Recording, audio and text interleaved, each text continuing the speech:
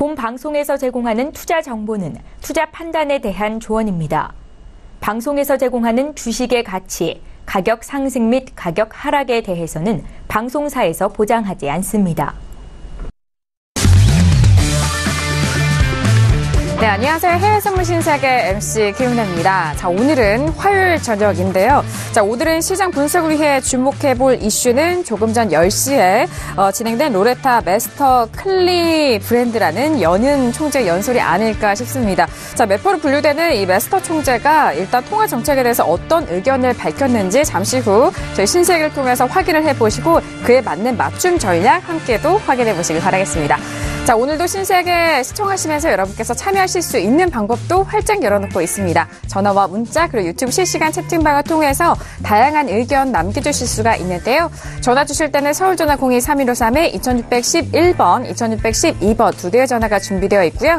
문자 보내실 때는 샵 0082번으로 보내주시면 저희가 마스터님과 함께 실시간 상담도 도와드리도록 하겠습니다. 자, 그리고 저희 방송을 TV뿐 아니라 유튜브로도 시청 가능한데요. 유튜브 안에서는 채팅방을 더욱더 활용하셔서 더욱더 편리하고 빠르게 의견도 남겨주시길 바라겠습니다. 아울러 신세계 일부에서 제공된 정보는요, 투자 판단에 대한 조언입니다. 해당 상품의 가치와 수익률을 보장하지 않는다는 점 유의해 주시길 바라겠고요. 또한 저희 프로그램은 자본시장 통합법을 준수하고 있습니다. 1대1 투자 상담과 유사수신 행위, 무인가 영업행위, 불법 대여 홍보 및 가입 권유 등 이런 모든 불법 사기에 대해서 엄중하게 금지하고 있다는 점 또한 다시 한번 고지 도와드리도록 하겠습니다. 자, 오늘은 화요일 저녁인데요. 화요일 저녁 해외 선물 전략 중점적으로 짜드릴 출연진분들 소개하도록 하겠습니다. 먼저 김정철 해설위원님이 나오셨습니다. 어서 오세요. 네, 안녕하십니까. 오늘이 좀 고민인 것 같습니다. 일단 지수는 반등했는데 오늘 로레타 마스터가 오늘 한마디 하는데요. 달러 방향도 바뀔지 과연 지수도 방향이 바뀔지 최근에 이제 채권금리 때문에 좀 문제가 있었는데 과연 로레타 마스터가 어떤 얘기를 할지가 좀 상당히 좀 궁금하고요. 오늘 이 고비만 좀 잘 넘기면 지수가 좀 안정화를 찾지 않을까 그런 생각도 해보게 되네요. 네, 알겠습니다. 지수에 대한 방향성과 그리고 달러 인덱스, 이 통화 정책에 대한 부분 잠시 후 저희 신세계를 통해서 꼼꼼하게 확인해 보시기 바라겠습니다. 자, 그렇기 때문에 오늘 김경희 PD가 또 바쁠 것 같은데요. 김경희 PD? 네, 앞에서 말씀드렸듯이 오늘 또 클리블랜드 연은 총재 연설도 있고요. 증시의 흐름에도 상당히 많이 주목을 하실 것 같습니다. 어제장에서 굉장히 좀 상승세로 마감을 했지만 오늘은 다시금 또 하락 출발을 할 것으로 예상이 되고 있는 모습인데요. 또 내일 같은 경우에는 CPI 발표가 있는데 이 부분도 굉장히 주의가 많이 모아지고 있습니다. 또 유가 흐름에 대해서도 IEA 쪽에서의 이 리포트가 나왔기 때문에 굉장히 또 가격대가 출렁이는 모습인데요. 어떤 이슈 들려오고 있는지 오늘도 함께 전달해드리도록 하겠습니다. 네, 알겠습니다. 오늘과 그리고 내일 CPI 발표에 따른 시장에 대한 변동성 어떻게 이어갈지 저희 신세계를 통해서 확인해 보시길 바라겠습니다. 자, 이렇게 두 분의 출연진분들과도 인사를 나눠봤고요. 무엇보다도 오늘 화요일 저녁 신세계 2시간 동안 해외 선물 중점적으로 짜드릴 마스터님 소개하도록 하겠습니다. 오늘의 마스터를 먼저 영상을 통해서 만나보시죠. 해외 선물 신세계 정식 오픈! 검색창에 서울경제TV 홈페이지를 검색하신 후 홈페이지 우측에 신세계 배너를 클릭. 아래 다운로드 버튼을 눌러 신세계를 설치 후 실행하세요. 회원 가입 후 1577-7451로 전화해 무료 참가 신청을 하면 준비 끝! 신세계의 여러 마스터 중 나만의 마스터를 선택! 실시간으로 마스터의 매매 내역을 무료로 받으세요. 트레이딩의 액션, 해외 선물 신세계. 자세한 사항은 문의 전화 및 홈페이지를 참조하세요.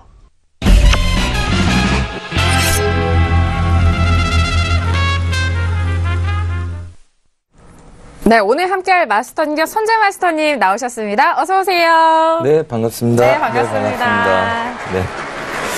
네, 연휴를 앞두고 있지만, 저희는 항상 긴장을 놓칠 수는 없죠.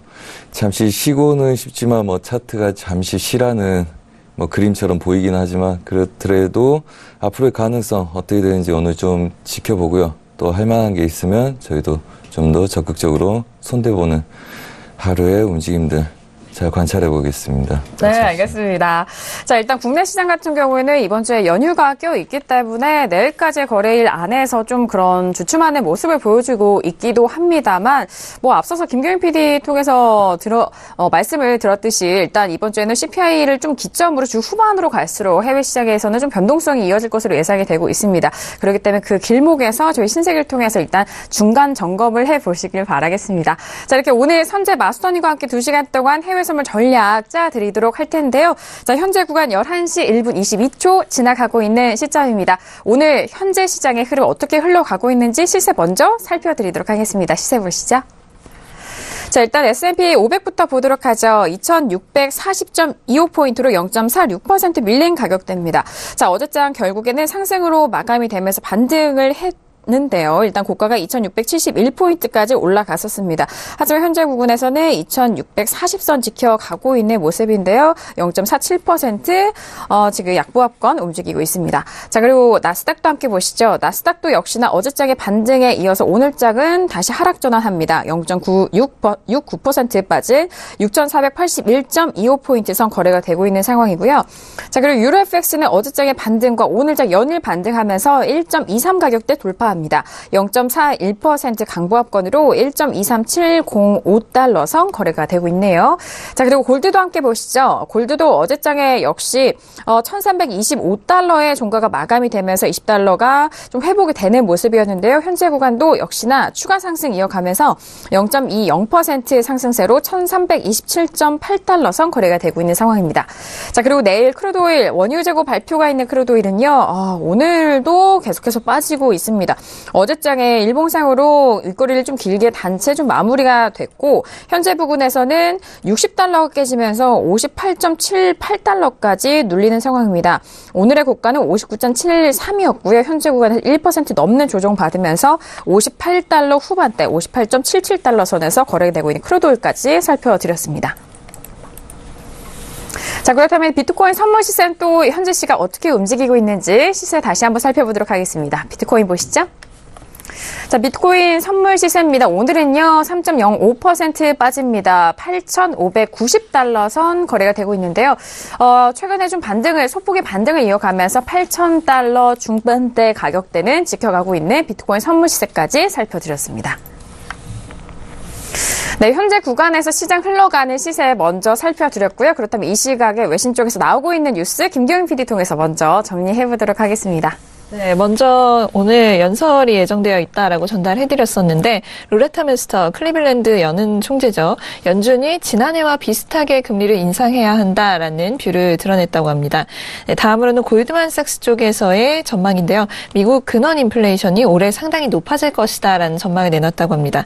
네, 다음으로는 JP모건 쪽에서의 미증시 전망인데요. 지금으로부터 15% 더 상승할 것이다라면서 채권이 아닌 주식을 매수하라라는 조언을 했다고 합니다. 네, 다음으로는 현재 이 미증시의 급등락이 1997년에 있었던 현상과 판박이다라면서 그때 그랬던 것처럼 상승세가 재개될 것으로 예상된다라는 분석이 올라오고 있고요. 네, 다음으로 미국 물가, 즉 수요일에 발표되는 이 CPI 예상치가 발표치가 예상치를 웃돌게 되면 증시 대폭락을 각오해야 한다라는 부분도 들려오고 있습니다. 네, 다음으로는 영국의 1월 CPI가 발표가 됐는데요. 전년비 3% 상승을 하면서 예상치를 상회했다라는 소식입니다. 다음으로 ING 쪽에서의 유로에 대한 전망입니다. ECB가 지금 유로 강세에 대해서 좀 엄살을 부리고 있다라면서 인플레이션 영향은 미미할 것이다라고 전망했다고 하네요. 네. 다음으로는 골드만삭스 쪽에서 유가에 대한 전망을 이야기를 했는데 이 투자자들이 유가 강세에 대한 확신을 좀 이제는 부족하다라고 이야기를 하면서 유가 강세에 좀 꺾일 수도 있다라는 전망을 내놨다고 하네요.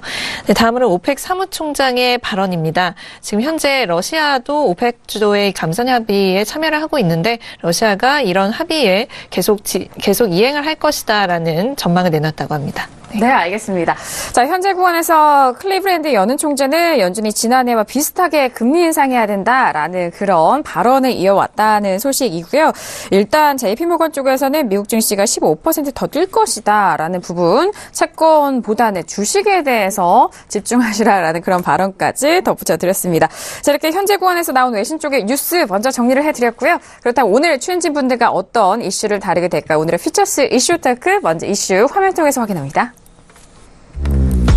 네, 오늘의 퓨처스 이슈 토크입니다. 먼저 첫 번째 이슈는요, S&P 500입니다. 인프라 예산안 공개로 시장 안정화가 보여지고 있는 상황입니다. 자, 현재 구간 어제장의 반등에 이어서 오늘장은 소폭의 또 약보합권으로 이어가고 있는 상황인데요. 방금 전 2640포인트가 깨지면서 2639.50포인트 선 거래되고 있습니다.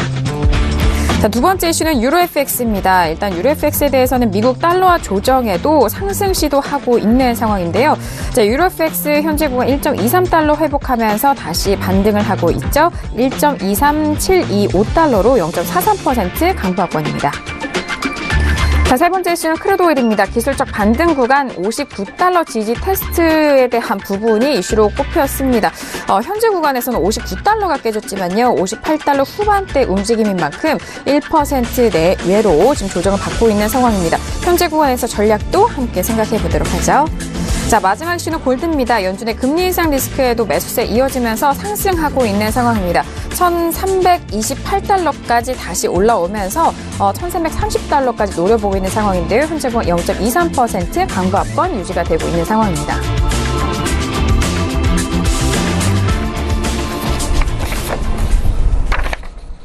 네, 오늘도 이렇게 네 가지 이슈를 준비를 했습니다. 앞서서 시세 살펴드렸을 때 각 종목별로 좀 변화된 그런 가격대를 확인을 하셨을 텐데요. 자, 그렇기 때문에 현재 구간에서 가장 유효한 실시간 매매 전략을 함께 전달을 이 시간 통해서 꾸려가 보도록 하겠습니다. 자, 먼저 첫 번째 이슈는 S&P 500입니다. 어제장의 반등에 이어서 오늘장은 다시 또 소폭의 눌림을 보이고 있는 상황이죠. 2640포인트 내외로 좀 공방을 벌이고 있는 상황인 것 같은데요. 지금 2639포인트 후반대와 2640포인트 사이에서 치열하게 좀 싸우고 있는 상황인데요. 먼저 업앤다운 확인한 이후에 다시 한번 의견 나눠보도록 하겠습니다. 네, 들어볼까요? 들어봅니다. 하나, 둘, 셋. 네, 오늘 좀 다소의 업인데요. 저와 해설위원님, 김규영 PD 업이고요. 마스터님이 지금 관망을 들어주셨습니다. 자, 일단 S&P가 어제장에 좀 큰 반등을 보여준 이후에 오늘장 소폭의 눌림 상황이거든요. 자, S&P에 대해서는 좀 어려울 수도 있는 상황이기도 한데, 아니, 해설위원님의 의견 들어보고 싶은데, 잠시 후에 준비되는 대로 함께 들어보기로 하겠고요. 자, 김규영 PD 먼저 들어봐도 될까요? 네, 제가 먼저 하도록 하겠습니다. 우선 어제장에서 오프닝에서 말씀드렸던 것처럼 다우지수 같은 경우에는 400포인트 이상 상승을 하면서 좀 상당한 상승세로 마감을 했다라는 소식입니다. 하지만 오늘장은 지금 지수 선물이 좀 하락을 하고 있는데요. 다우지수 같은 경우에 한 150포인트 정도 하락하고 있는 모습입니다. 그렇기 때문에 하락 출발할 가능성이 좀 있어 보인다라고 외신에서 보고 있습니다. 하지만 지금 증시를 얘기할 때 굉장히 많은 분들이 주목하시는 부분이 채권 시장인데요. 지금 CPI 발표를 앞두고 이런 채권 금리가 좀 하락을 한 상황입니다. 어제장에서 지금 2.89, 2.9까지 올라왔다라고 전달해드렸는데 현재 지금 2.833까지 내려와서 조금은 좀 안심을 할 수 있는 요소가 될 수 있지 않을까라고 보고 있고요. 우선 그리고 또 오늘 주목해야 될 점은 이 로레타 미스터 총재의 통화 정책에 대한 발언이 있다라는 이야기도 함께 올라오고 있습니다. 그리고 지금 이런 조정 국면이 아직도 끝나지 않았다라고 보는 애널리스트들이 많은데요. 그래도 지금 조정 국면으로 지금 크게 하락을 한 이후에 빠른 속도로 다시금 또 고점을 향해서 가고 있다라고 이야기가 나오고 있습니다. 하지만 몇몇 애널리스트들은 이런 상승이 너무 빨리 이루어지는 점에 대해서 이 상승세가 좀 안착을 할 것인가에 대해서 좀 확신을 하지 못하고 있고 그렇기 때문에 조정이 끝났다고 말하기에는 아직은 좀 시기상조다라는 이야기를 하고 있는 것으로 보입니다. 그리고 증시가 지금 좀 굉장히 좀 파도처럼 이렇게 변동성이 좀 큰 장세를 보여주고 있는데 이런 변동성이 당분간 좀 계속해서 진행될 것으로 보인다라는 의견도 들려오고 있습니다. 지난 금요일에 몇몇 스트래터지스트들이 이 증시의 바닥 지점을 확인했다라고 이야기하는 모습을 볼 수가 있었는데요. 이 현재 시장의 상승세를 방해할 만한 요소는 이유는 여전히 몇 가지 있다라고 외신에서 보고 있습니다.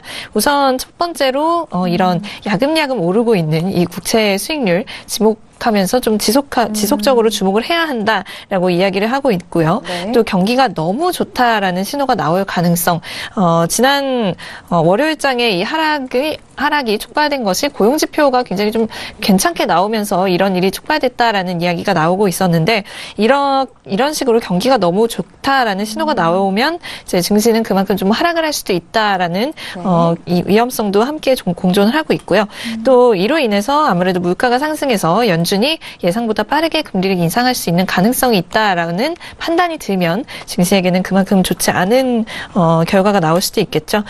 그리고 갑작스럽게 좀 반대 국면의 공포감도 생겨나고 있다라는 이야기가 올라옵니다. 시장이 혼돈을 이어감으로 인해서 정말로 이 경기 흐름이 훼손될 수도 있다라는 것입니다. 지금 계속해서 시장은 혼돈을 이어가고 있지만 펀더멘털적으로는 좋다라는 이야기 계속해서 나오고 있는데 이런 흐름 자체가 훼손될 수도 있다라고 추측하는 사람들도 있다는 것이죠. 그렇기 때문에 지금까지와는 좀 다르게 경기 지표 하나하나가 다시 한번 매우 중요한 시점이다라고 보고 있습니다. 만약에 지금 시점이 바닥이라면 지난주에 우리가 봤던 것보다 더 큰 매도세가 나온다고 해도 놀라지 않을 것이다라고 한 애널리스트들은 이렇게 말했다고 하는데요. 현재의 변동성 장세가 그래도 거래할 만한 정도라고 본다라고 이야기했다고 하는데 이 이유는 200일 이평선을 지금 테스트하고 그 위에서 움직이고 있기 때문이다라고 이야기했다고 합니다. 이 부분을 생각하면 펀더멘털적으로 상황이 그렇게 많이 변하지는 않았다라는 의견도 함께 올라오고 있고요. 또 S&P 500 역시 금요일에 200일 이평선을 찍고 올라왔고 이 부분 때문에 지금 여러 전문가들이 바닥을 찍었다라고 보고 있는 것이고요. 또 월요일장에서는 100일 이평선 위에서 움직였기 때문에 이런 몇몇 기술적 분석자들은 시장이 바닥을 찍었다라고 계속해서 이야기를 하고 있습니다. 그리고 RBC 쪽에서는 이렇게 이야기했다는데요. S&P가 13일 동안 조정 구간에서 좀 움직이면서 생긴 이 매도세로 투자 심리가 좀 흔들리는 면이 있었다. 그러나 가장 큰 문제, 지금까지 중에서 가장 큰 문제는 이런 현재 상태에 투자자들이 좀 안주한다는 점이었다라면서 이런 투자 심리가 흔들리는 부분이 그렇게 나빠 보이지는 않는다라는 낙관적인 전망을 내놨다는 이야기도 들려오고 있습니다. 네, 알겠습니다. 역시나 지금 시장에 대해서 펀더멘털적으로는 좀 단단한데 이 투자 심리에 대한 부분을 분석적으로 많이 내놓고 있는 상황입니다. 이제 CPI가 좀 발표 앞두고 있는 상황인 만큼 경기 지표 하나라도 또 중요한 시점이다라는 그런 시장에 대한 분석 그리고 200일 이평선에 대한 테스트 부분으로는 차트상으로 좀 지지가 된 상황이다라는 그런 의견까지 외신 쪽 뉴스 들어봤습니다. 자, 지금 S&P 500 첫 번째 이슈로 저희 전략 들어보고 있는 상황입니다. 지금 마스터님만 홀로 관망 들어주시고 모두 업에 대한 상황을 들어보고 있는 상황인데요. 해설위원님 뭐 의견 들어봐도 될까요? 네, 뭐 차트는 안 나오지만 네. 제 머릿속에 차트가 있기 때문에 충분히 저는 할 수 있다고 얘기 드릴 수 있겠습니다. 일단은 첫 번째 이슈로는 이제 가장 중요한 건 클리브 연은 총재가 지금 상당히 비둘기파적인 발언을 살짝 했어요. 네, 비둘기파적인 발언을 살짝 했기 때문에 점진적 금리 인상에 대해서 좀 얘기를 했고 경기가 좀 확장돼야 된다.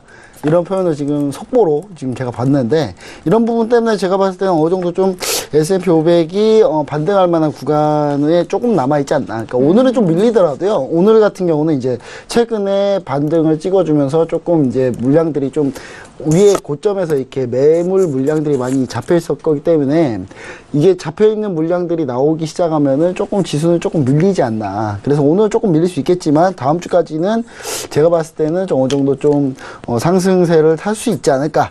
그런 생각을 해보고요. 그 다음에 여기서 이제 논란이 많습니다. 다들 뭐 이렇게 여기서 상당히 좀 경기 바닥을 갈 가능성이 높다 뭐 이런 얘기 하는데 제가 봤을 때는 양쪽에 다 열어놓고 얘기하는 사람들의 주요 특징인 것 같고요. 제가 봤을 때는 왜냐하면 지수가 거품이 좀 더 쌓여야 돼요. 이거 거품이 안 쌓여도 너무 조금 쌓였어요. 네네. 너무 조금 쌓였기 때문에 더 쌓이려면 최소 금리가 3%에서 4%까지 기준금리가 왔다 갔다 하고 있을 때쯤 이런 게 나오면 그러면 진짜 바닥일 수 있겠다라는 생각을 좀 해보거든요. 바닥이 나올 수 있겠다. 근데 지금 상황으로 봤을 때는 바닥이 딱히 나올 것 같지는 않고요. 금리가 너무 낮죠. 왜냐하면 만약에 문제가 생겨서 지금 당장 만약에 문제가 생기잖아요. 지금 당장 문제가 생기면은 금리 인상을 안 하면 되거든요. 그리고 지금 당장 경기가 안 좋다 하면은 그러면 채권 쪽으로 결국은 이제 그런 거죠.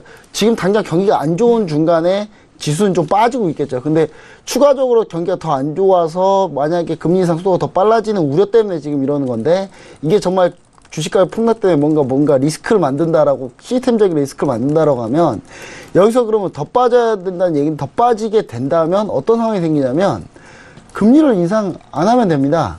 예, 금리를 인상 안 하면 되고요. 그 다음에 다시 양적완화 속도 늦추면 되고 양적완화 다시 들어가면 되거든요. 그런 부분이기 때문에 지금 상황에서는 사실 더 미끄러지기가 조금 쉽진 않다. 왜냐면 그러려면 어디선가 이제 툭 튀어나와야 돼요. 뭔가 뭐 전쟁이 터지든지, 예, 뭔가 이슈가 하나 크게 터져야 되겠죠. 돌발 변수가.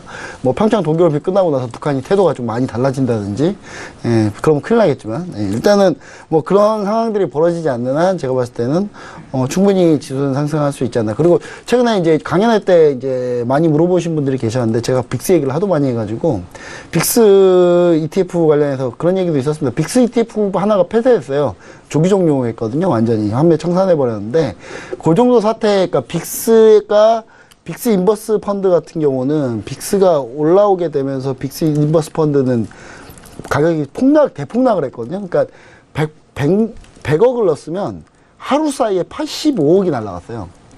그러니까 85% 이상 손실을 보면서, 원래 지수대로 하자면 한 50% 정도 손실이 나야 되는데, 지수 손실보다 더 크게 나면서 펀드가 조기 종료한 그런 ETF, 상장된 펀드가 상장 폐지된 거죠, 한마디로.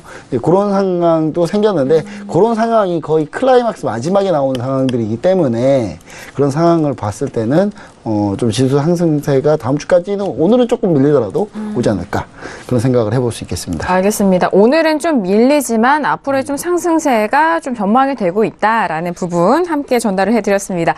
자, 첫 번째 이슈 S&P 500에 대해서 지금 업에 대한 의견 김경윤 PD와 그리고 김정철 해설위원의 의견 들어봤고요. 관망을 들어주셨습니다. 오늘의 마스터 선재희 마스터님이. 네, 그래서 관망의 의견 추가적으로 들어볼게요. 네. 우선 저희가 뭐 했는지부터 쭉 살펴보면 지금 구간이 어떤 구간인지 좀 더 이해가 되실 것 같습니다. 네. 우선 추세 매도를 지속적으로 지수 예전에 매도를 드렸었고, 걔네들 뭐 아랫 구간들 목표를 찍고 난 다음에 제가 보는 것보다 뭐 추가적인 매도가 급락이 또 있었습니다. 저희는 뭐 매도를 홀딩하고 그 다음에 단타 매수를 노린 다음에 관망을 했고요. 그 다음에 얘네들 아랫 구간에서 매수는 명확했었고요. 뭐 다들 뭐 매도 많이들 다른 전문가들도 외치고 뭐 타방송에서 많이 그랬지만, 명확하게 얘네들은 2730 지수 근방까지 매수다. 그래서 저희는 여기서 다시 매도로 돌리기 시작했습니다. 정확하게 사인을 드렸고요. 2730을 맞고 매도를 친다. 그 다음에 저가에서 이제 또 뭐 이렇게 방송국에 나올 때 또 이때 정확하게 이 시간대 제가 또 생방송은 또 타방송에서 하면서 얘네들 매수다. 그래서 여기까지는 우리가 알 수 있는 그림입니다. 그렇다면 제일 중요한 거는 2670선 굉장히 중요합니다. 얘네들이 매도로 칠 때 얘네들이 저희가 일명 오버슈팅 자리라 그러거든요. 매도 목표가를 찍고 추가적으로 시도하는 자리들.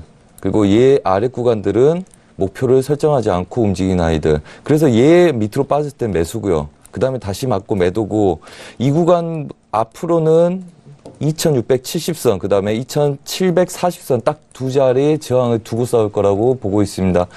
자, 그렇다면 지금 작은 구간들은 어떻게 움직이고 있냐? 지금 완벽하게 채널이겠죠. 왜? 장이 보합장이어야 되니까. 자, 그렇다면 얘네들은 뭐 그냥 이렇게 채널이겠죠. 당연한 채널입니다. 나스닥은 저가에서 매수 반등 여력을 굉장히 크게 두고 있고요. 그렇다면 원래 그림들이 같이 움직여야 되는데, 주력인 S&P는 아직 결정 못하겠다는 이야기고요. 그 다음에 나스닥은 얘네들 돌파 여부에 싸움을 걸지 않겠다는 이야기입니다. 뭔가를 기다리는 차트입니다. 한마디로 얘네들은. 그렇기 때문에 저희가 모르겠다는 게 아니라 시장이 모르겠다는 움직임들이고요. 전반적으로. 자, 그렇다면 지금 얘네들 뭐 넘어가지 않는 애들 계속 매도 치면 되지 않나. 하지만 이 구간들 부합일 거라고 예상을 하고 있습니다.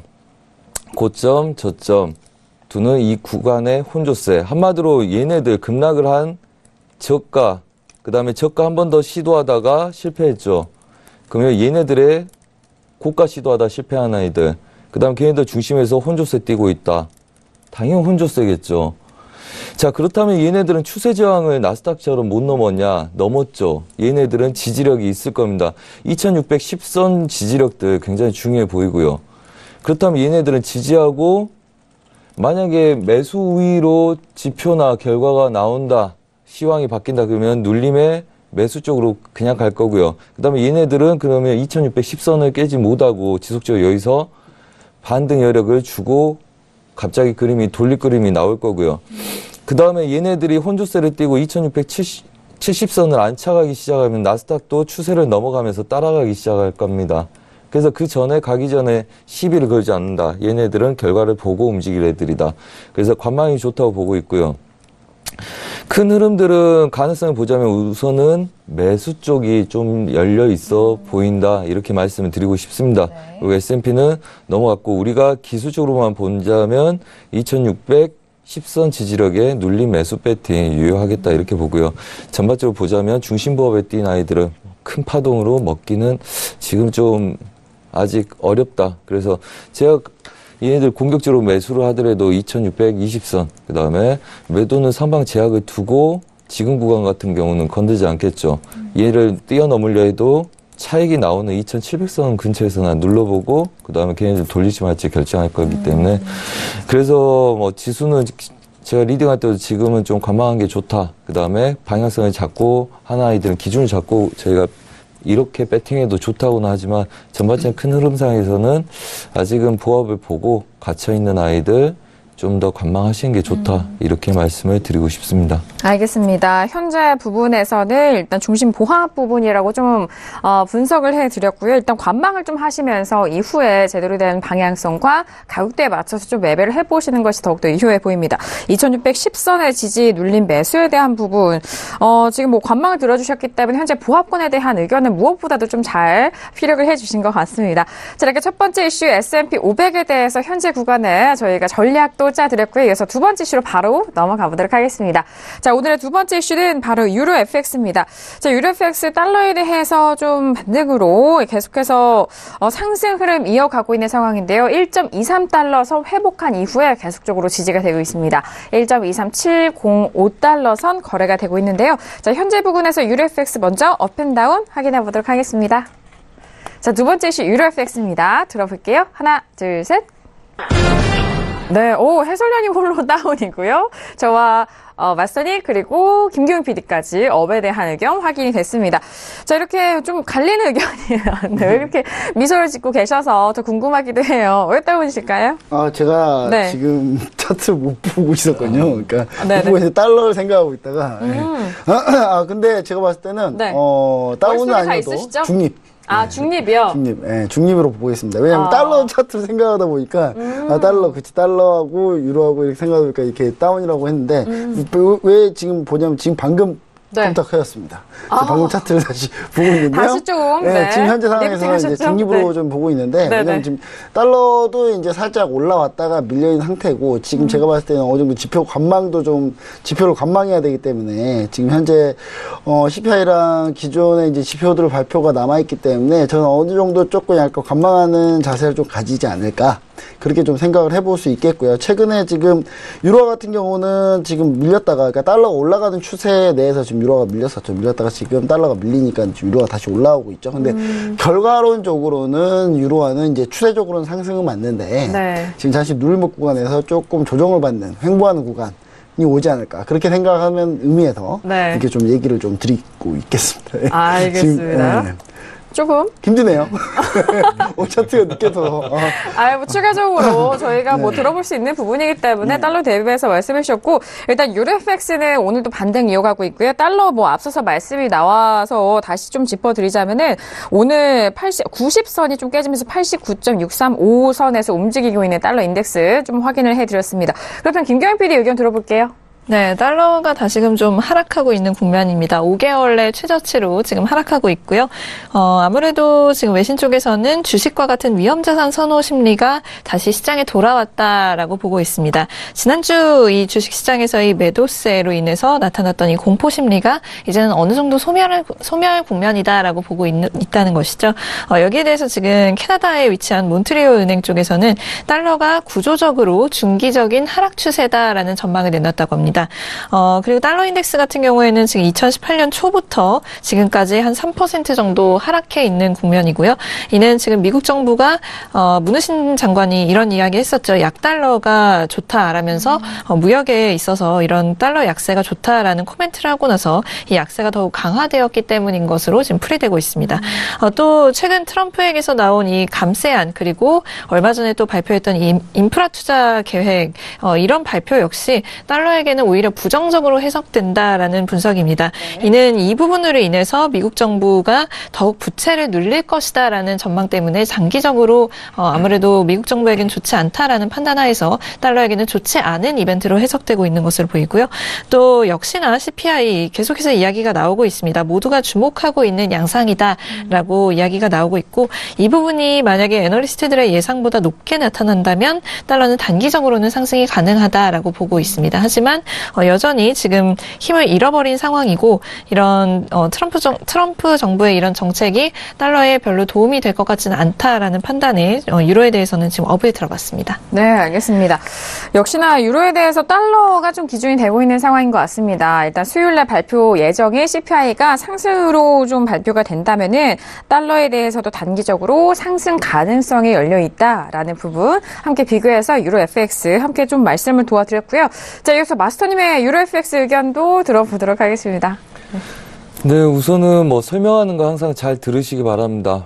편말보다는 설명한 거 항상 잘 들으시고요. 우선은 달러 인덱스 좀 보겠습니다. 달러 인덱스 추세를 깼기 때문에 이 구간부터 저희가 달러 인덱스는 매도를 쳤겠죠. 한마디로 유로는 매수를 쳤다는 이야기겠죠. 그리고 오늘 목표는 한 이 정도 보고 있습니다. 거의 다 왔을 거라고 보고요. 유로도. 그 다음에 일봉상에서의 추세 저항들 굉장히 강하죠. 요즘 계속 어떤 이야기 합니까? 명확한 시황이 없다. 시황은 있지만 대추세를 만들 만한 시황은 다들 아니다. 그래서 일봉상의 추세 저항의 돌파 여부를 여러분들이 판단하고 걔네들 돌파 여부를 보지 마라 말씀드렸죠.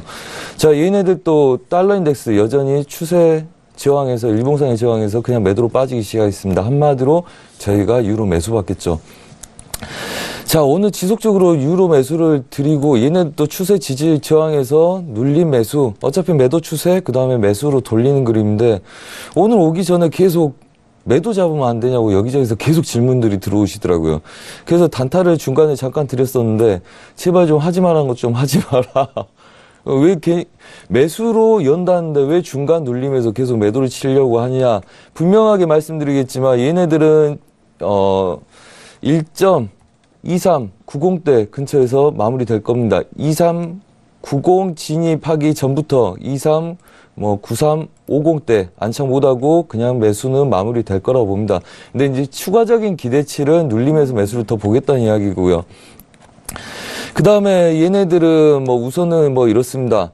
뭐 다시 눌림이 있을 때 1.22 뭐 90 후반대 거기까지 이제 눌려서 얘가 전체적인 부합, 이 정도 부합될 가능성이 가장 높습니다. 하지만 추가적으로 달러 인덱스들 채널 중심 근처 지지가 되고 이 구간들은 이제 깨는지 중요하죠. 추가적으로 유로가 매수로 올라가려면 달러가 얘를 깨고 내려와야 되니까. 그래서 오늘은 이 정도까지만 보는 겁니다. 그래서 뭐 매수라 해서 추가적으로 하라는 이야기 아닙니다. 오늘 저희가 사인으로 드린 매수는 마무리를 할 생각이니까. 그래서 오늘 뭐 어제부터 저가에서부터 계속 매수를 드렸었고 이 구간에서도 지속적으로 계속 매수 드리고 오늘 눌림에서도 매수 이 자리 가면 이제부터는 매도 단타로 돌릴 수 있는 구간입니다. 하지만 추가적인 매수 포지션들 여력들을 우리가 여분을 두고 공략을 해야 되기 때문에 기대치를 좀 더 갖겠다는 이야기고요. 대신 이 구간에서 쫓아가면 없습니다. 다시 뚫렸던 오늘 일봉의 그림, 오늘 저가 근처를 다시 눌려야지 다시 재매수를 하실 수 있고요. 그다음에 완벽하게 채널을 만들어내는지 그 구간들은 눌림에서 다시 매수 배팅 가능성을 보시는 게 낫다. 이렇게 말씀드리겠고요. 단기적으로 오늘 만약에 바로 진입을 하시겠다면 오늘은 고점을 높이기 시작하면 그때부터는 눌림 보셔야 될 그림이다. 이렇게 말씀을 드리겠습니다. 그래서 12390 부터는 오늘 어제부터 끌고 갔던 매수는 마감을 하시라 이렇게 말씀드리겠습니다. 알겠습니다. 일단 달러가 좀 하락을 하면서 그리고 유로 FX는 다시 반등 계속해서 이어오고 있는 상황인데요. 좀 오늘장에 그리고 어제장도 계속적으로 추가적인 반등이 있었기 때문에 올라온 가격대에서 매도 진입을 좀 원하시는 분들이 그 전에 많으셨던 것 같습니다. 하지만 지금 현재 구간에서 매수적인 추세로 계속적으로 좀 끌고 가실 분에 대해서 말씀해 주셨고 지금의 목표가는 이전에 매수 보유하신 분에 대해서 말씀해 주신 것 같습니다. 1.2390까지가 일단 최종 목적지이기 때문에 그 부분까지 매수적인 관점으로 보유를 해보시고 또 목표가 바라보시길 바라겠습니다. 자, 이렇게 두 번째 이슈였습니다. 유로 FX 좀 들어봤는데 뭐 추가적으로 해설위원님 뭐 유로 FX 하신 말씀 있으신가요? 추가적으로 한다기보다는 네네. 일단 제가 얘기 드리고 싶은 거는 뭐 이런 게 있겠습니다. 그러니까 우리가 유로를 보면 당연히 달러 봐야 되겠죠. 그 달러를 보려면 금리 뭐 상황도 봐야 되고요. 근데 중요한 상황은 뭐냐면 현재 미국 모기지 금리가 급등한 상황이에요. 모기지 금리가 급등한 상황인데, 모기지 금리가 급등했다는 이유는 뭐냐면, 이제, 우리 2008년 서브프라임 사태를 느껴보면서 하는 얘기들은 뭐냐면, 이제 부동산 시장에 상당히 좀 중요했습니다. 중요했는데, 최근에 이제 부동산 시장이 조용히 있다가, 갑자기 이제 또 다시 이슈를 또 받고 있는데, 이게 왜 그러냐면, 모기지 금리가 급등하면서 가계 수입 에서 상환할 수 있는 능력을 이제 좀 퍼센트로 따져봤을 때 그걸 초과한 상태예요, 이미 이자가. 그러면 이제 주택 경기가 둔화될 거고, 주택 경기가 둔화되면 코어 인플레이션이라고 얘기하는 인플레이션 상승이 사실상 쉽지는 않다. 그러니까 우리가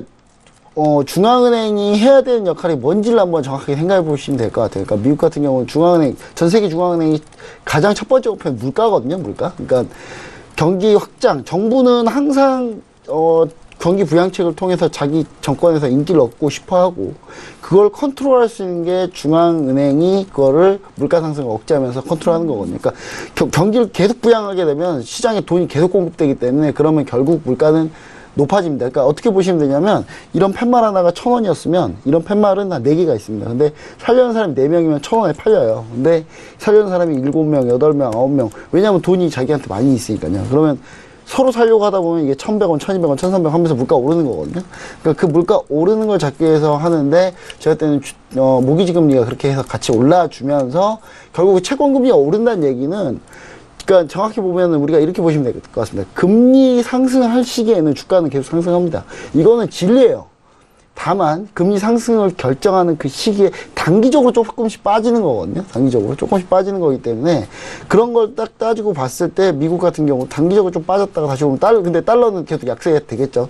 정부에서는, 미국에서는 계속 이제 트럼프 행정부가 계속 하는 정책이 약달러이기 때문에. 그래서 제가 볼 때 유로와도, 근데 유럽도 마찬가지로 좀 생각하시면 될 것 같아요. 유로도 결국 금리 따라갈 거고 추세 따라갈 거기 때문에, 하지만 미국이 먼저 갔기 때문에 항상 달러가 먼저 약세가 된다, 뭐 이렇게 바라보시면은 가장 좀 계산하기 좀 편하지 않나. 그리고 미국이 약간 경기 부양책이 좀 더 세다, 그러면 달러가 또 약세이기 때문에. 그러니까 결론적으로 유로는 오르는데, 제가 볼 때는 현재 자리나 이런 자리가 이제 좀 약간 저항 국면이기도 하고, 그래서 조금 쉽게 올라가기 좀 쉽지 않지 않나. 그래서 한두 번 정도 조정 좀 거쳐주면서 다시 상승 추세 트는 그런 방향을 보고 있다, 뭐 이렇게 보시면 좋을 것 같네요. 네, 알겠습니다. 현재 구에서 또 쉽게 이해할 수 있는 비유까지 또 더해주셨습니다. 자, 이렇게 두 번째 이슈 유로 FX까지 들어봤고요. 현재 구간 33분 지나가면서 오늘의 뉴욕 증시가 개장이 됐습니다. 개장과 함께 시세 어떻게 변했는지 개장 시세 다시 한번 살펴보도록 하겠습니다. 시세 보시죠. 자, 일단 지수에 대해서 먼저 방향성 보도록 하겠습니다. S&P는 계속적으로 지금 약보합권에서 움직이고 있는데 2640포인트면 지지가 되면서 소폭의 반등 이어가고 있는 상황입니다. 2645포인트까지 올라가고 있고요. 그리고 나스닥도 마찬가지입니다. 이 전에 하락폭을 조금씩 회복을 하면서 올라가고 있죠. 6500포인트까지 터치를 하고 있는 상황입니다. 0.36% 약보합권이고요. 자, 방금 전에 살펴본 유로 FX 역시 계속적으로 고점 높여가고 있는데요. 앞서서 손재말사님의 그 목표가는 1.2390까지였습니다. 현재 1.2375달러까지 올라가면서 0.45% 상승분 유지되고 있습니다. 자, 그리고 골드도 함께 보시죠. 골드는 1326달러로 이전에 1327까지 올라갔었던 상황이지만 다시 좀 움직임이 적어진 상황입니다. 0.10% 강보합권이고요. 자, 그리고 크루드오일도 함께 보시죠. 자, 58달러 후반대에서 계속적으로 움직이고 있는 상황인데요. 일단 하락폭은 유지가 되고 있고 0.99% 하락폭으로 79달러 선 거래되고 있는 개장 시세까지 살펴드렸습니다. 네, 일단 현재 개장이 된 지 5분 정도 된 시각입니다. 일단 지수에 대해서는 초반에 하락폭을 조금씩 만회하고 있는 상황이고요. 유로 FX는 상승을 조금씩 더 높여가고 있는 모습을 보여주고 있습니다. 자, 그렇다면 개장과 함께 어떤 이슈 나오고 있는지 개장 이슈 김경영 PD 통해서 정리를 해보도록 하죠. 네, 현재 지금 전달해 드렸던 것처럼 하락 출발했다라는 소식이 들려오고 있고요. 하지만 하락폭이 깊지는 않습니다. 한 다우지수 같은 경우에는 100포인트 정도 가량 하락을 하고 있고요. 이 정도는 요즘에 굉장히 좀 변동성이 크게 나오고 있는 지금 장세이기 때문에 마감할 때 또 어떻게 되는지 또 지켜봐야 할 부분인 것 같습니다. 이들 중에서는 지금 마이크로소프트와 인텔이 가장 좀 하락을 주도하고 있는 종목이다라는 분석이 들려오고 있고요. S&P 500 같은 경우도 0.6% 정도 하락하고 있습니다. 현재 유가가 좀 많이 빠지고 있는 상황이기 때문에 그에 맞춰서 에너지주도 좀 힘을 못 쓰고 있는 상황입니다. 이 부분이 이제 S&P 500 중에서 가장 좀 힘을 못 쓰고 있는 섹터다라는 기사가 올라오고 있고요. 나스닥 역시 0.4% 정도 함께 좀 하락을 하고 있는 모습입니다. 전체적으로 지금 하락폭이 크지는 않습니다만 역시나 좀 많은 트레이더들이 좀 관망을 하고 있는 것으로 보인다라는 의견입니다. 아무래도 내일 나올 이 CPI 리포트가 좀 여러 가지 그 증시라든지 상품의 흐름에 좀 영향을 줄 것이기 때문에 이 부분을 많이들 경계하고 있는 모습으로 보이고요. 한 지금 트레이더는 내일 나오는 이 CPI 지표가 거의 10년 만에 가장 중요한 물가 지표가 될 전망이다라고 강조를 해서 이야기를 했다고 합니다. 이런 현재 최근 장세에서 이 금리 인상에 대한 이 기대감이 이런 증시 랠리에 있어서 가장 큰 리스크로 지금 꼽히고 있기 때문에 이런 부분 좀 조심해야 할 것 같다라는 이야기가 들려오고 있는데요. 그렇기 때문에 지금 오늘 시장 좀 전체적으로 관망하는 장세가 되지 않을까 하는 모습입니다. 알겠습니다. 지수에 대해서는 관망. 앞에서 손재관 아스터님이 전략을 해주셨던 부분과도 좀 들어맞는 부분이기도 한데요. 일단 3대 지수에 대한 부분입니다. 개장 상황도 전달을 해드렸고 다우지수는 100포인트 이상의 하락을 보여주고 있는 상황인데요. 이런 주도 종목들에 대해서는 MS와 인텔 그리고 인텔이 하락 주도를 하고 있다라는 부분까지 함께 전달을 해드렸습니다. 그리고 S&P 500에 대한 하락 부분에 에너지주의 하락도 함께 좀 추가적으로 전달을 도와드렸습니다. 자, 이렇게 현재 개장 이슈도 정리를 도와드렸고 이어서 세 번째 이슈로 빠르게 넘어가 보도록 하겠습니다. 자, 세 번째 이슈는 내일 원유 재고 발표를 앞두고 있는 크루드오일입니다. 자, 크루드오일 앞서서 시세 살펴보셨을 때 60달러 깨지고 난 이후 59달러도 깨지면서 현재 구간 낙폭을 더욱더 확대하고 있는 상황입니다. 58.61달러까지 떨어지면서 1.25% 눌린 상황인데요. 먼저 업앤다운 확인한 이후에 다시 한번 의견 나눠보도록 하죠. 네, 들어볼까요?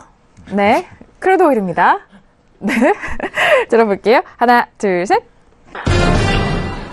네. 저와 해설위원님, 김경영 PD까지 다운인데, 마스터님 이번에도 또 관망을 들어주셨습니다.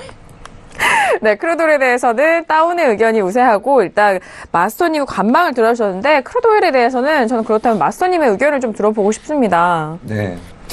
우선은 또 저희가 뭐 했는지 말씀드릴게요. 다들 알고 계시겠지만 위에서 추세 매도 66달러에서 다시 상공에서 다시 추세 매도 61.50까지를 저희가 봤었죠. 저번에 지표 발표 때 말씀드렸을 거예요. 그래서 윗자리에서 정확하게 200핍, 63.5060 맞고 매도에 61.50까지 본다. 자, 그 다음에 61.50 아래부터 저희는 매수를 잡기 시작을 했었습니다. 걔네들이 50핍에서 30핍 내로밖에 주지 않았고요. 그래서 롱포는 위에서부터 말씀드렸습니다. 66달러에서 매도를 칠 때 61.50에서 60달러까지 지지되는 거 본다. 그래서 60달러 아래다 단가를 맞추고 롱포는 싸운다. 자, 그래서 얘네들이 60달러 아래 내려올 때 58.50대 분할 진입 사인을 드렸고요. 그 다음에 60.8090 오면서 60달러 이상으로 올 때 200핍 가량의 수익이 났었죠.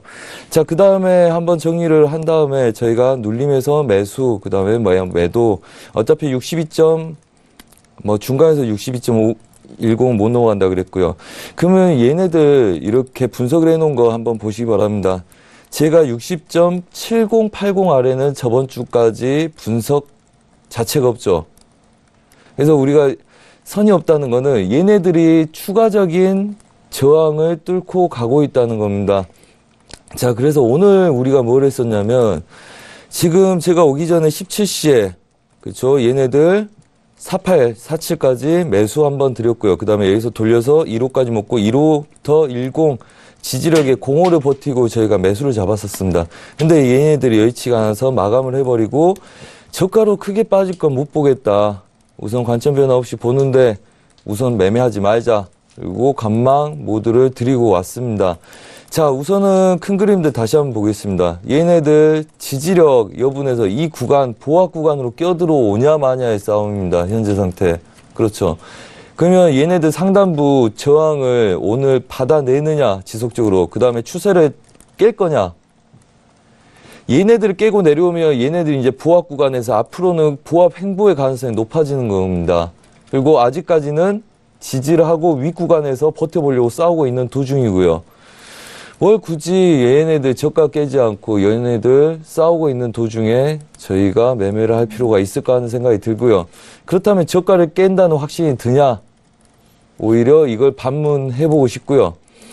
얘네들 추세를 깨서 오늘 저가를 낮춰서 저가를 깨겠다는 확신이 든다면 매도 배팅을 하든 저가 깨지 않겠다는 확신이 든다면 눌린 매수 배팅을 하셔도 좋으나 어차피 얘네들 배팅이 들어간다. 그러면 지지력에서 매수를 하고 손절을 잡든지 아니면 분할, 저가, 그 다음에 중심 자리에다 단가 맞추는 싸움을 하든지 결정해야 되는데 왜 연휴를 앞두고 아시아 시장이 그 경제 대국으로 저희가 한 6, 7년 전에 볼 때 저희가 6위였습니다. 그만큼 거래 내역이 많죠. 비트코인 이번에 볼 때도 엄청나죠. 우리 시장 저력이. 한마디로 아시아 시장, 우리나라 시장 쉬면 중국 시장이나 일본 시장 쉬는 것처럼 해외 선물도 조용할 수 있다. 이렇게 보고 있습니다. 굳이 명절 앞두고 얘네들 여기서 추가적인 지지력의 매수 배팅이면 얘네들은 지키고 매수고요. 그 다음에 얘네들이 안쪽으로 들어오게 된다면 첫 번째 중심 자리, 그 다음에 하단부. 그래서 중심부터 눌린 매수 받으면 됩니다.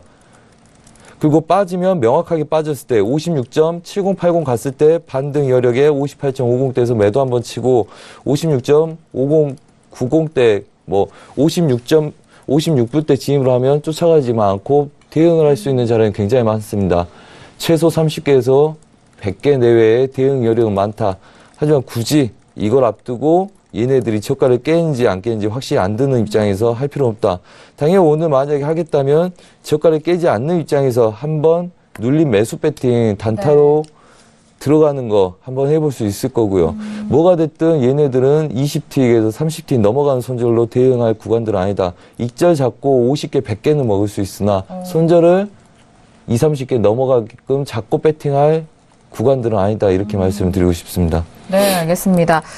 맞습니다. 연휴를 앞두고 있는 상황 속에서 포지션을 좀 계속적으로 보유를 하고 계시는 것 또한 이런 심리적으로 무너질 수 있는 부분이기 때문에 전반적인 부분에 대해서 먼저 말씀해 주셨고 현재고에서 눌린 매수에 대해서 좀 단타적인 관점으로 접근하셔라라는 말씀까지 추가적으로 덧붙여 드렸습니다. 자, 지금 세 번째 이슈 크루드오일에 대해서 들어보고 있는 상황인데요. 자, 그렇다면 김경윤 PD 함께 들어볼게요. 네, 계속해서 지금 오일에게는 안 좋은 소식만이 들려오고 있는 것 같습니다. 네. 네, IEA 쪽에서 지금 리포트를 발표를 했는데 셰일이 이런 성장세를 계속해서 이어가고 있는데 이런 부분 굉장히 예측했던 것보다 빨랐다라는 반응입니다. 그래서 이러한 비정상적인 성장세라고 표현하고 있는데 이로 인해서 오펙이 곧 그들의 이런 정책에 있어서 드라마틱한 정책 변경을 하게 될 수도 있다라는 전망을 내놨다고 합니다.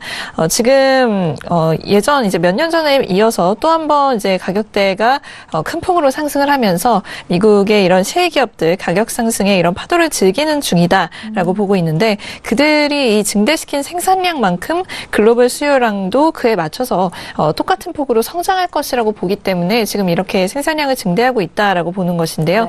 이 사실은 현재 감산 협의를 진행 중인 다른 생산국 또는 다른 생산 기업들에게 시장 점유율을 둔 어떤 도전의 연속이라고 할 수 있다라고 보고 있습니다. 이런 2014년 11월이었죠. 소위 그 셰일 혁명이라고 하는 것이 이제 있었던 적이 있는데 이때 봤던 이 시장 컨디션이 지금 이제 올해 초 보였던 이 컨디션과 굉장히 흡사하다라는 이야기를 했습니다. 그래서 지금 이 부분 때문에 오펙이 그들의 이런 시장 파이를 지키기 위해서 새로운 전략을 발표하게 되었다라고 보고 있는데요. 지금 이런 셰일 혁명으로부터 시작됐던 이런 유가 상승 굉장히 좋지 않은 모습으로 끝났었기 때문에 이 IEA 쪽에서는 역사는 반복된다라는 경고를 하고 있는 것으로 보입니다. 그리고 또 현재 IEA 쪽에서는 이 월간 리포트에서 미국발 원유 생산량이 증대되고 또 예상보다 강한 가격 상승 랠리가 지금 계속되고 있기 때문에 러시아와 또 사우디아라비아가 갖고 있던 이런 시장 패권을 위협할 것이다라고 계속해서 이야기를 하고 있습니다. 그래서 미국발 생산량은 이제 IEA 쪽에서 예상했던 것보다 매우 급격하게 늘어나고 있다라고 다시금 좀 강조를 하고 있는 모습이고요. 우선 지금까지 이런 가격대를 좀 상승 및 지지시켜왔던 이 주요한 키는 아무래도 오펙과 러시아가 주도해왔던 이 감산 협의 그리고 이 협의의 어떤 충실한 이행이었다라고 보실 수가 있겠는데요. 이런 감산 협의로부터 가장 이득을 본 측은 아이러니하게도 이런 셰일 오일 업체들입니다. 유가 회복세에 힘입어서 이런 미국 쪽 셰일 생산자들은 운행을 좀 속속들이 재개를 하면서 드라마틱한 기환을 이뤄내고 있다라고 외신에서 보고 있는데요. 이전에 이 IEA 쪽에서는 미국발 생산량이 사우디를 제칠 것이며 또 올해 연말까지는 러시아까지 제치고 글로벌 선두주자가 될 것이다라고 예측한 바가 있습니다. 그래서 이런 셰일의 움직임 이제는 정말 본격화가 되고 있는 모습을 확인할 수 있기 때문에 유가에게는 그만큼 좀 리스크로 작용할 가능성이 크다라고 현재 보고 있습니다. 네, 알겠습니다. 자, 일단 IEA 쪽에서는 셰일이 비정상적인 성장세를 보이고 있다라는 부분을 좀 분석을 해드렸고요. 자, 그리고 미국발 원유 생산량 증대에 대해서 계속적으로 좀 외신 쪽에서 부각을 하고 있는 상황인데 이 사우디와 러시아의 패권 위협에 좀 가능하다라는 그런 분석까지 이어져 오고 있는 상황입니다. 자, 일단 크루드오일에 대해서는요. 지금 58.59달러 선 거래가 되고 있는데 해설위원님 뭐 마지막으로 깔끔한 마무리 해주시죠. 일단 뭐 네. 오일 그러니까 다운 들었는데 다운인 얘기가요. 이제 큰 하락보다는 일단 어느 정도 좀 조정을 살짝 줄 수 있다. 이 정도 수준이고요.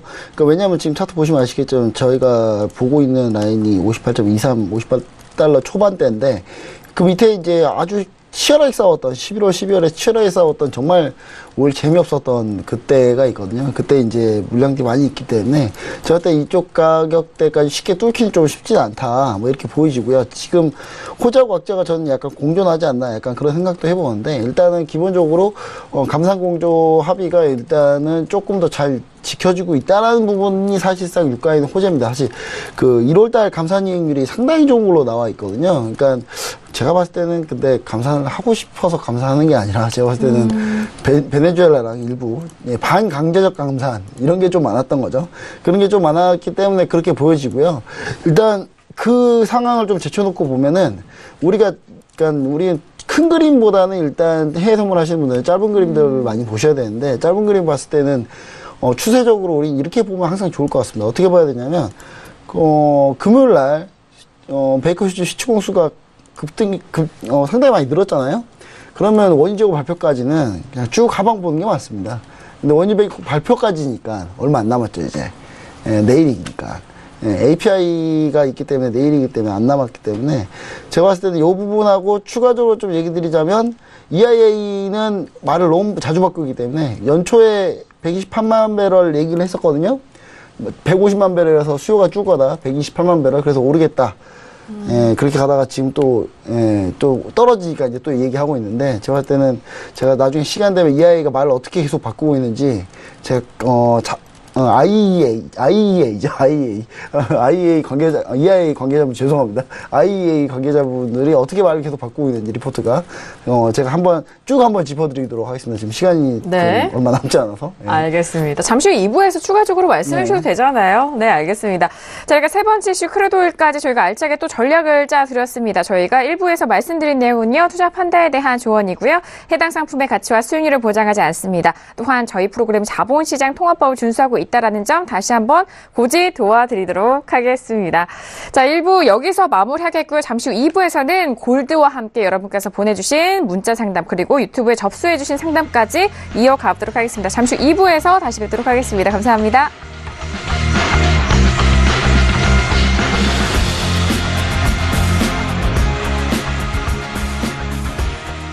본 방송에서 제공하는 투자 정보는 투자 판단에 대한 조언입니다.